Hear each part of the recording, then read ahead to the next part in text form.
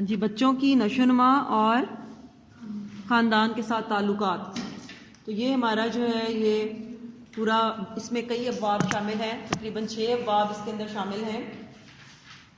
تو بچوں کی نشو و نما یہ فرسٹ چیپٹر ہے جو ہم نے سٹارٹ کرنا ہے۔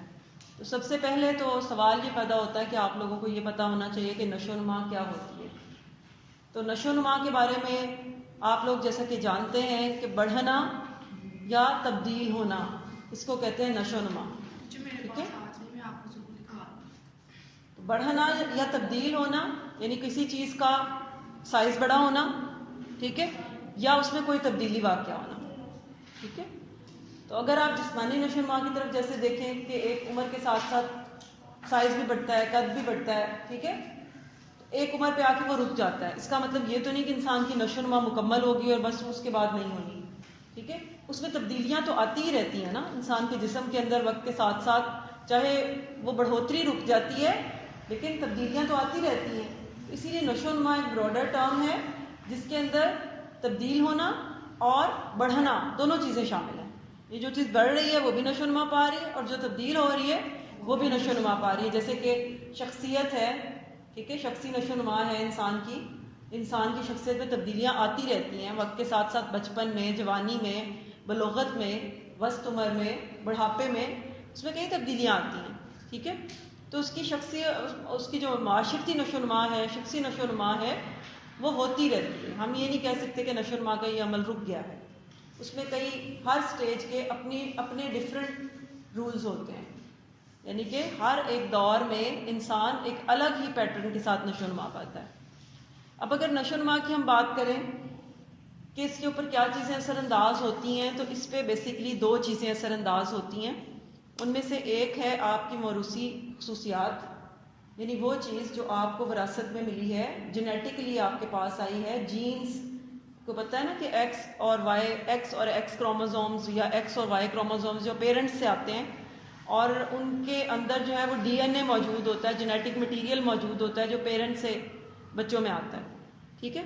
تو ظاہر ہے کہ ان میں سے کچھ تو چیزیں ایسی ہوتی ہیں جو ان آلٹرڈ ہی آ جاتی ہیں، یعنی جس طرح سے والدین کے اندر کوئی مطلب ان کا کوئی کریکٹر ہے وہ سیم ٹو سیم ویسا ہی پیرنٹ اس میں اولاد میں آ جائے گا۔ لیکن کچھ چیزوں میں آلٹریشن ہو جاتی ہے تھوڑی بہت، ٹھیک ہے۔ لیکن کچھ چیزیں موروثی طور پہ یہ جو بھی چیزیں آتی ہیں، جیسے کہ جلد کا رنگ، جیسے کہ آنکھوں کا رنگ، جیسے بالوں کا رنگ، تو یہ ایسی چیزیں ہوتی ہیں جو اثر انداز نہیں ہوتی ماحول سے، ان کے اوپر تو کوئی اثر نہیں ہوتا۔ اب ایک بندہ نیلی آنکھیں لے کے پیدا ہوا ہے تو ماحول کی وجہ سے اس کی کالی تو نہیں ہو جانی، وہ نیلی ہی رہیں گی۔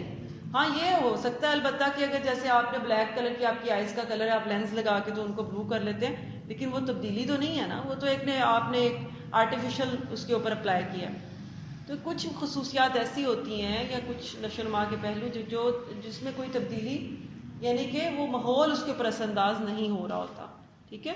لیکن بہت ساری چیزیں ایسی ہوتی ہیں جن پہ ماحول اثر انداز ہوتا ہے۔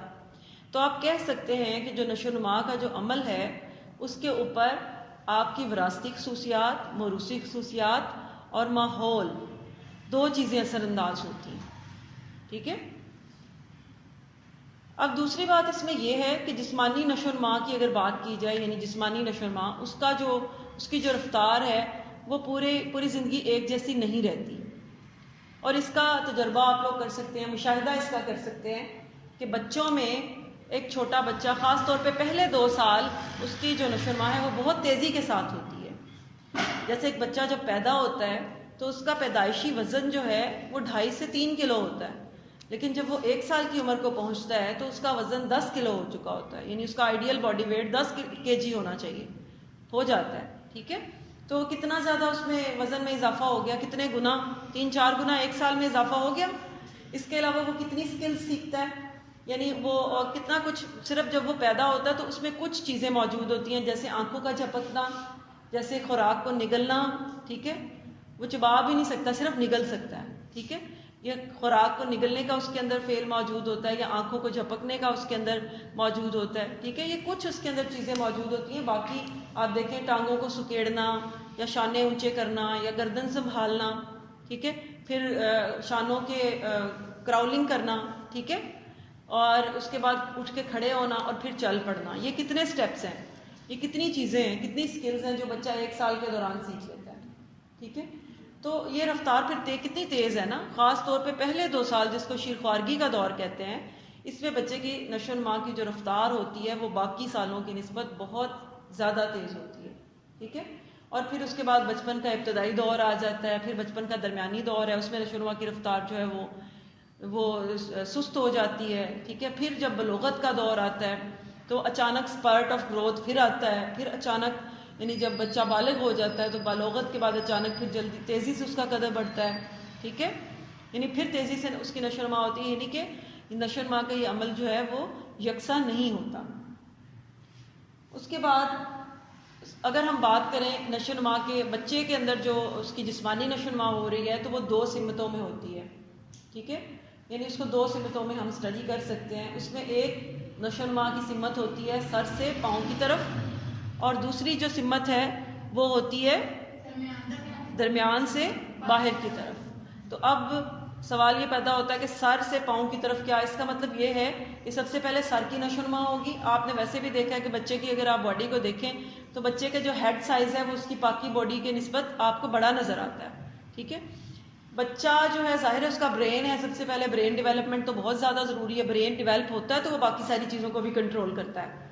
ٹھیک ہے، یہ باقی ظاہر ہے بچہ شانے اونچے کرتا ہے یا گردن سنبھالتا ہے یا ٹانگوں میں حرکت آتی ہے، مطلب ٹانگوں کو سکیڑتا ہے یا انگلیوں کا کنٹرول کرتا ہے. یہ سارا کنٹرول آتا کہاں سے؟ کرتا تو کنٹرول تو برین ہی کرتا ہے نا. تو سب سے پہلے تو برین کا سر کی نشو و نما ہوتی ہے، اس کے بعد گردن آ جاتی ہے، یعنی بچہ گردن سنبھالنے اب آپ دیکھیں جب بچہ پیدا ہوتا ہے کیا وہ اپنی گردن سنبھال سکتا ہے؟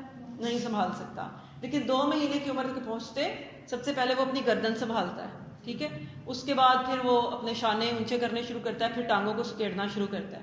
یعنی آپ دیکھیں کہ اگر پیٹرن کو آپ اسٹڈی مشاہدہ کریں تو آپ کو نظر آتا ہے کہ یہ نشو و نما جو ہے وہ سر سے لے کے پاؤں کی طرف ہو رہی ہے. یعنی پہلے سر کی، پھر گردن، پھر شانے، پھر اس کے بعد ٹانگیں. ٹھیک ہے، اور پھر پاؤں جیسے کہ ظاہر چلنا شروع کر دے گا. جی، یہ شولڈرز، بچہ جب لیٹا ہوتا ہے تو ایسے کر کے اٹھ نہیں جاتا ہے، ایسے بازو کے کر کے اپنے یہ جو کندھے ہیں یہ اونچے ایسے بیڈ سے اٹھاتا ہے. ٹھیک ہے، تو اس کو تو اب یہ جو دوسری سمت ہے درمیان سے باہر کی طرف، وہ کیسے ہوگی کہ پہلے درمیان یعنی نشو و نما جو جیسے یہ درمیان سے آپ دیکھیں کہ بازو پہلے آتے ہیں نا، تو بچہ بازوؤں کی موومنٹس پہلے سٹارٹ کرتا ہے. یا آپ نے دیکھا ہوگا کہ 2-3 مہینے کا بچہ بازو ہلا سکتا ہے. ٹھیک ہے، وہ ہلاتا ہے، اور لیکن اس کو ابھی ہاتھوں پہ کنٹرول نہیں آیا ہوتا، وہ کوئی چیز پکڑ نہیں سکتا. وہ 3 یا 4 مہینے کا جب ہوتا تو وہ پھر آپ اس کو کوئی چیز ہے پھر وہ اس کو ہولڈ بھی کر سکتا ہے. یعنی بازوؤں کو پہلے ہلانا شروع کرتا ہے اور انگلیوں کے اوپر اس کی جو کنٹرول ہے یا گرفت ہے وہ بعد میں آتی ہے. اس سے پتہ چلتا ہے کہ نشو و نما کی جو دوسری سمت ہے وہ ہے درمیان میں سے باہر کی طرف. ٹھیک ہے، اب ہم نے نشو و نما کو اسٹڈی کرنے کے لیے کہ نشو و نما جو ہے وہ ہم ایک اس کا پیٹرن اسٹڈی کر سکیں. ٹھیک ہے، تو ہم اس کو مختلف ادوار میں تقسیم کر لیتے ہیں. ٹھیک ہے، جیسے یہ بلوغت تک کا جو دور ہے کہ آپ کا یہ جو سلیبس ہے اس کے اندر یہ 4 ادوار شامل ہیں، جس میں سے سب سے پہلا دور جو ہے وہ شیر خوارگی کا دور ہے. پیدائش سے لے کے 3 سال کی عمر کے دور کو یہ کہتے ہیں شیر خوارگی کا، طفولیت کا. ٹھیک ہے، شیر خوارگی اور طفولیت. شیر خوار آپ کو پتہ ہے کہ دودھ پینے والے بچے کو کہتے ہیں، اور آپ کو پتہ ہے کہ بچہ جو ہے وہ زیادہ اس کا انحصار پہلے 2 سالوں میں تو دودھ پہ ہوتا ہے، اور بچے ماں کے دودھ چھڑانے کی عمر بھی 2 سال ہے. ٹھیک ہے، تو اس لیے اس کو شیر خوار بولتے ہیں. اس کے بعد جو وہ 2 سے 3 سال کی اس کی عمر ہوتی ہے اس کو ٹاڈلر ہوڈ بولتے ہیں، یعنی طفولیت، طفل ہوتا ہے وہ. ٹھیک ہے، پھر جب وہ 3 سال کا ہو جاتا ہے تو 3 سے لے کے جو 5 سال کا اس کی عمر کا دور ہے اس کو ہم کہتے ہیں ابتدائی بچپن، بچپن کا ابتدائی دور یا ابتدائی بچپن. ٹھیک ہے، پھر 5 سے لے کے 13 سال تک کی عمر کا جو دور ہوتا ہے اس کو کہتے ہیں بچپن کا درمیانی دور. ٹھیک ہے، پھر اس کے بعد 13 سے لے کے 18 سال تک یعنی کہ جو ٹین ایجز کا دور ہوتا ہے، ٹین ایجرز جن کو بولتے ہیں، اس کو کہتے ہیں نو بلوغت کا دور. ٹھیک ہے، کیونکہ یہ بچہ ابھی مطلب بالغ ہو جاتا ہے لیکن جوان اس کو 18 کے بعد ہی کنسیڈر کرتے ہیں. ٹھیک ہے، پھر اس کے بعد جوانی کا دور آ جاتا ہے جو کہ 18 یا 20 سال سے شروع ہوتا ہے اور 40 سال کی عمر تک وہ رہتا ہے. اب 40 سال کی عمر سے لے کے 60 سال کی عمر کے دور کو مڈل اڈلٹ ہوڈ یا وسطی عمر کا دور کہتے ہیں. اس کے بعد 60 سال سے اوپر بڑھاپا کنسیڈر کیا جاتا ہے کہ یہ بڑھاپے کا دور ہے. یعنی اس میں ایسے تو نہیں ہے کہ کوئی باؤنڈریز لگی ہوئی ہیں جیسے بڑھاپا یا اس کے اندر کہ کوئی ایک باؤنڈری ہے جس کو ایسے کراس کرنا تو وہ وجہ ہے، لیکن ایک مور اور لیس جیسے انسانوں کے اندر ایک تبدیلیاں واقع ہو رہی ہوتی ہیں نا، اس کے لیے یہ ادوار بنائے گئے ہیں کہ ان ادوار کے اندر اگر ہم مجموعی طور پہ اسٹڈی کریں تو جو تبدیلیاں واقع ہو رہی ہوتی ہیں وہ مور اور لیس ایسی ہی ہوتی ہیں. جیسے بچوں میں آپ دیکھتے ہیں کہ اگر آپ بچوں میں ان کا شیر خوارگی کے دور کو دیکھیں تو سب اسی پیٹرن کے ساتھ چل رہے ہوتے ہیں نا، کہ پہلے گردن سنبھالتے ہیں، پھر شانے اونچے کرتے ہیں، پھر اس کے بعد ٹانگیں سکیڑنی شروع کرتے ہیں، پھر فرش کے اوپر کھسکنا شروع کر دیتے ہیں یعنی کراؤلنگ وغیرہ، ٹھیک ہے، اور اس کے بعد کھڑے ہوتے ہیں، پھر چلتے ہیں، ٹھیک ہے. اس میں تھوڑا بہت فرق تو ہو سکتا ہے کہ کوئی بچہ 1 سال کا چل پڑے، کوئی 1 سال 2-3 مہینے کا چل پڑے، کوئی 1 مہینے کا چل پڑے، 1 سال 1 مہینے کا، لیکن وہ سارے یعنی اس دور کے اندر ہی وہ یہ سارے کام کر لیتے ہیں نا. یہ تو نہیں ہوتا کہ اب کوئی بچہ جو ہے وہ ابتدائی بچپن میں جا کے چلنا شروع ہو 3 سال کی عمر میں، ایسا تو نہیں ہوتا نا. یعنی تھوڑا بہت ڈفرینس ضرور موجود ہوتا ہے، وہ انڈیویجول ڈفرینس ہوتا ہے، وہ انڈیویجول ٹو انڈیویجول ویری کرتا ہے. جیسے کچھ بچے تھوڑا جلد بول لیتے ہیں، کچھ تھوڑا لیٹ بولتے ہیں، لیکن وہ دور میں اس کے اندر جو تبدیلیاں واقع ہوتی ہیں وہ مور اور لیس سب لوگوں کے اندر ایک ہی جیسی ہوتی ہیں، ٹھیک ہے. تو اس لیے ہم اس کو آسانی سے اسٹڈی کر سکتے ہیں. ہم دیکھ سکتے ہیں کہ بچپن کا جو ابتدائی دور ہے یا طفولیت اور شیر خوارگی کے دور میں جسمانی نشو و نما کس ترتیب سے ہوتی ہے، کیسی ہوتی ہے، یا ذہنی نشو و نما کیسی ہوتی ہے، اور شخصی یا معاشرتی نشو و نما جو ہے وہ کیسی ہوتی ہے، اخلاقی نشو و نما، ٹھیک ہے. تو ہم اس کو اسٹڈی کر سکتے ہیں. اسی لیے ہم نے اس کو ادوار میں تقسیم کیا. اور ہمارا جو اگلا ٹاپک ہوگا وہ یہی ہے کہ پیدائش سے لے کے 3 سال کی عمر کا جو بچہ ہے اس کے اندر اس کی جو مختلف نشو و نما کی مختلف جہتیں ہیں ہم ان کو اسٹڈی کریں گے کہ فزیکل اس کی گروتھ یعنی کہ نشو و نما جو ہے جسمانی وہ کیسے ہوتی ہے، ٹھیک ہے، اس کی ذہنی نشو و نما اور اس کی شخصی اور معاشرتی نشو و نما جو ہے وہ کس طریقے سے ہوتی ہے، کس پیٹرن سے ہوتی ہے. تو اس لیے آج کا آپ کا لیکچر اتنا ہی، انشاءاللہ جو ہے باقی وہ ہم کل پڑھیں گے.